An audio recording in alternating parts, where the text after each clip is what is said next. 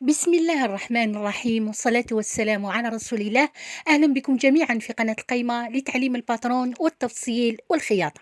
اليوم إن شاء الله في هذا الفيديو راح تشوفوا معايا كيفاش نخدموا ونخيطوا فتحة الأزرار لكم التاير. راح نخيطوها على شكل بيس ديتود ونخدموها بالباترون تاع الكم التاير اللي كنت درته لكم مؤخرا درس تاع لا فيست بلازر، وشفنا مع بعض كيفاش نستخرجوا الكوم الطايغ بطريقة ولا أسهل، يعني طريقة بسيطة وسهلة، يعني أي مبتدئة تقدر تخدم الباترون وبكل سهولة. راح نخلي لكم رابط لا فيديو أو رابط الدرس في صندوق الوصف. الدرس اللي كنا درناه بباترون مصغر الى النصف، هذه المره لا بيس دي جود راح نديروها بمقاييس عاديه او حقيقيه، يعني باش نتوما تتضح لكم الفكره اكثر تاع الخياطه، وانا كذلك يعني لا بيس تجيني سهله في الخياطه فوق الماكينه. قبل ما نبدا ما تنسونيش بجام على لا فيديو اذا عجبتكم، واللي التحقوا بنا مشاهدين جدد او مازال ما اشتركوش في القناه يشتركوا في القناه، يعني يابونيو ويدوسوا على الجرس باش يلحقهم كل جديد، وبارطاجيو لا فيديو باش الجميع يستفيد. ما يهمنا في هذا الدرس او لا بيس دي شوت هي فتحه الازرار، كيفاش نفصلوها على القماش وكذلك كيفاش نخيطوها على الماكينه. لذلك راح تكون لا بيس دي شوت حتى خط المرفق، يعني ما راحش نفصلوا لا مونشتايغ كامله، وانما فقط الجهه تاع اللي تهمنا وهي فتحه الازرار. بهذا الشكل حطيت القطعه تاع لامونش فوق القطعه تاع القماش، وراح تشوفوا معايا شحال نخلي زوائد الخياطه. راح نخلي 1 سنتيمتر عند الجوانب، ونخلي كذلك 4 سنتيمتر حق لغلي بهذا الشكل. اما باقي يعني الجهات حول لابارمونتور وحق الازرار ما راحش نخلي او نحتاج باش نخلي زوائد الخياطه، يعني راح تكون زوائد الخياطه عند الجوانب تاع لامونش و4 سنتيمتر حق لغلي فقط. نقص القماش الزائد فوق خط المرفق، وهذا هو الشكل تاع لابيس تاعنا النهائي بعد ما فصلناها. للتذكير فقط انه الباترون تاع لامونش حطيته انا فوق الوتش تاع القماش، لذلك لابيس تاعنا راح نقلبها على قفاها باش نحدد لها لا توال كولونت. هذه هي القطعه تاع لا توال كولونت وبهذا الحجم، يعني كامل المنطقه تاع الفتحه تاع الازرار راح ندير لها لا توال كولونت، يعني من الطرف تاع لابامونتور حتى للطرف الاخر، وبالطول كذلك تاع فتحه الازرار. لاطوال كولونت عندنا جهتين، جهة خشنة فيها حبيبة تاع اللصقة وفيها جهة ملساء.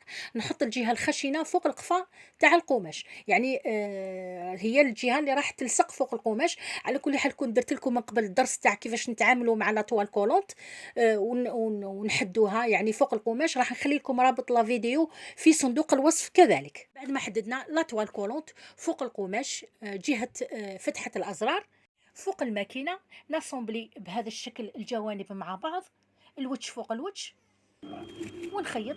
كي نوصل عند الفتحة ندخل لداخل 1 سنتيمتر بوان داغي ونخرج بهذا الشكل كيما راكم تشوفوا.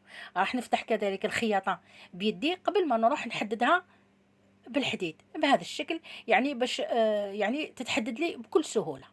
بعد ما حددت الخياطه تاع الجانب تاع لامونش عند الفتحه نبدا نعين فوق القماش لي بارمونتور تاع الفتحه. عندي الجهه اليسرى فيها لي بارمونتور تاع 4 سنتيمتر، والجهه الاخرى فيها 1.5 سنتيمتر حق الازرار زائد 4 سنتيمتر حق لا بارمونتور. هنا نعينهم فوق القماش باش كل يعني قطعه راح نحددها. اولا هذه القطعه تاع لا بارمونتور جهه الازرار، وهذه القطعه الجهه الاخرى تاع لا بارمونتور.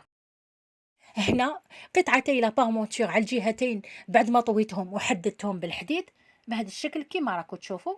كذلك زدت حددت لي فالور دو كوتور عند لوغلي يعني 4 سنتيمتر، وبالتالي كيما راكم تشوفوا تحصلت على هذه الزوايا عند الاطراف تاع الفتحه تاع لامونش. وراح تشوفوا معايا كذلك كيفاش نفينيوهم ونخيطوهم بطريقه احترافيه.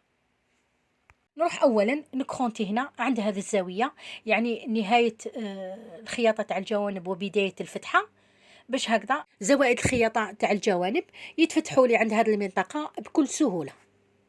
نقلب القطعه على وجهها بهذا الشكل، وراح تكون عندي جهه لفتحات الازرار على يميني، والجهه تاع لا بارمونتور اللي فوقها كاين الازرار على يساري. حنا واش راح نحتاجو؟ الزاويه هذه اللي على يميني، يعني الزاويه اللي جهه الازرار. عندنا بالطول 4 سنتيمتر تاع لابارمونتور، وبالعرض عندنا 4 سنتيمتر تاع لوغلي، بهذا الشكل كيما راكم تشوفوا، يعني تلاقاو وشكلوا لي الزاويه او لونغل.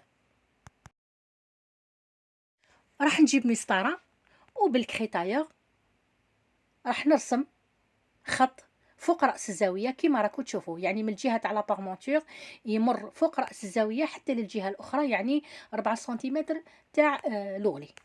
بعد الوسط تاع الزاويه هنا كيما راكم تشوفوا راح نطويه بهذا الشكل، بحيث ينطبق الخط اللي رسمناه جهه لابارمونتور فوق الخط عند الجهه تاع لوغلي بهذا الشكل، ونخيط. راح نبدا هنا من وسط لو كوان او وسط الزاويه، ونخيط حتى النهايه تاع لوغلي بهذا الشكل. هنا بعد الخياطه وهذه الزياده راح نطويها بهذا الشكل كيما راكم تشوفوا على شكل مثلث للداخل، ونقلب، وهكذا راح نتحصل على ما يسمى في الموديليزم لو كوان اونغلي. الجهه هذه تاع لو كوان اونغلي هي اللي راح تكون الجهه تاع فتحات الازرار، وتنطوى بهذا الشكل فوق الجهه اللي راح تتركب فوقها الازرار نفسها. هذه الجهه اللي راح نفينيو الطرف تاعها كذلك بهذا الشكل، يعني راح نطوو لي فالور دو كوتور عند لوغلي 4 سنتيمتر على الوجه تاع القماش بهذا الشكل، ونخيطوهم هنا وين حددنا لابارمونتور، نخيطو يعني على ارتفاع 4 سنتيمتر حق لوغلي بهذا الشكل، ونعاود نقلب على الوجه تاع القماش بهذا الشكل، وهكذا نكونوا فينينا كذلك الجهه الاخرى او الطرف الاخر تاع الفتحه. بالنسبه هنا عند لو كوان اونغلي الزياده تاع الخياطه اللي درناها لداخل هذا المثلث الصغير هدايا، اذا كان القماش خشن راح نقصوها ما نحتاجوهاش باش ما يكونش لو كوان سميك جدا، واذا كان القماش رقيق راح نطويها كيما طويناها في الاول ونخليها للداخل ونحدد. بعد ما فينينا لي زونغل تاع الفتحه على الجهتين وحددناهم، ركزوا معايا هنا مليح وراح تتعلموا طريقه كيفاش نحافظوا على الفتحه تاع الكم دائما موجوده على الوجه تاع الكم، اما على القفه تاع الكم راح تكون مخيطه، بحيث كي نجي ندوبليها يعني نخيط البطانه تاع الكم راح تكون اسهل بكثير من الطريقه الصعبه انك تبطني الكم والفتحه موجوده تماما، يعني كل الجهه منفصله عن الجهه الاخرى. واش راح ندير؟ راح نحكم بالخياطه لي دو بارمونتور وهما بهذا الشكل محدين ومطويين مع بعض بالخياطه، وراح نبدا نخيطهم تحت زوائد الخياطه تاع لوغلي 1 سنتيمتر، يعني بدايه الفتحه عند لوغلي راح تكون مفتوحه تماما، اما الخياطه راح تكون على بعد 2 ملم من الحافه تاع لابارمونتور وهي مثنيه، نحكمها بالخياطه مع لابارمونتور اللي تحتها. هاد الخياطه تاع لي دو بارمونتور مع بعض على القفا تاع الكم راح تساعدني بزاف بزاف في تبطين الكم.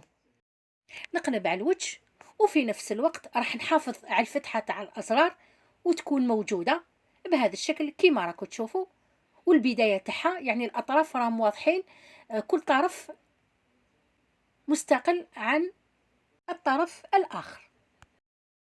طريقة سهلة جدا وذكية في نفس الوقت وتساعدني باش نبطن الكم بكل سهولة. وباش نتعرفوا على طريقة التبطين راح نفصلوا الكم مرة أخرى فوق القماش تاع البطانة.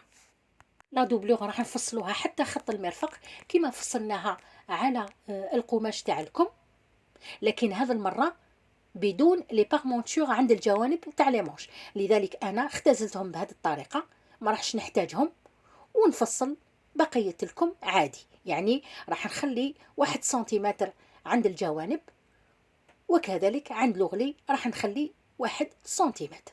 نقص القماش الزائد فوق خط المرفق فوق الماكينة، وقبل ما نخيط أو نقفل لامونش عند الجوانب نتحقق من القفا والوجه تاع قماش لا دوبلور، يعني هكذا باش يطيح لي جهة الأمام فوق لا دوبلور مع جهة الأمام تاع الكم فوق القماش، ونفس الشيء من جهة الخلف. نصومبلي الجوانب مع بعض ونخيطهم على طول الكم 1 سنتيمتر. بعد ما نحدد خياطة مفتوحة، نركب بهذا الشكل لا دوبلور فوق القماش، بحيث يكون وتش لا دوبلور فوق وتش القماش، وخياطة الجانب فوق خياطة الجانب. وعند لوغلي نمسكهم مع بعض، الطرف متساوي مع الطرف، يعني الطرف تاع لا دوبلور وين خلينا 1 سنتيمتر متساوي تماما مع الطرف تاع لوغلي تاع القماش وين خلينا 4 سنتيمتر. نمسك كامل دائرة الكم ابتداء من الخياطة عند طرف الفتحة حتى للجهة الأخرى عند الخياطة من الطرف الآخر. نقلب جهة القماش باش الفتحة وزوائد الخياطة يكونوا أوضح. راح نبدا نخيط هنا كيما راكم تشوفوا عند بداية الخياطة تاع لا بارمونتور 1 سنتيمتر بوغابور لا دوبلور مع القماش، نخيط حتى نوصل للطرف الآخر تاع الخياطة، يعني من الجهة المقابلة هنا كيما راكم تشوفوا بهذا الشكل. وراح نقلب الكم تاعنا على الوجه ونشوفوا النتيجة اللي تحصلنا عليها. وهاي لك هنا كيما راكم تشوفوا الكم ديالنا الدبلة بطريقة رائعة وسهلة، وكأنه يعني الفتحة غير موجودة على الوجه تاع القماش. نثني 1 سنتيمتر من لا دوبلور فوق لوغلي تاع القماش بهذا الشكل كامل ساير داير على الفتحة تاع الكم، ونحددها. وهنا هاي لك بعد ما حددناها هاي لك الثنية تاع لا دوبلور فوق لوغلي تاع القماش. هذا الشكل الفتحة ديالنا على القفا تاع الكم يعني جهة لا دوبلور، راح نشوفوها كذلك جهة القماش. وهاي لك الفتحة تاعنا على الوجه تاع الكم ظاهرة وواضحة، وراح تكون فوقها من 3 إلى 4 أزرار وفتحات أزرار تزيينية. وهكذا نكون وصلنا إلى نهاية الفيديو. نتمنى أنكم تكونوا استفدتوا من الدرس تاع اليوم. إلى أن نلتقي في فيديوهات أخرى ودروس أخرى، إلى اللقاء.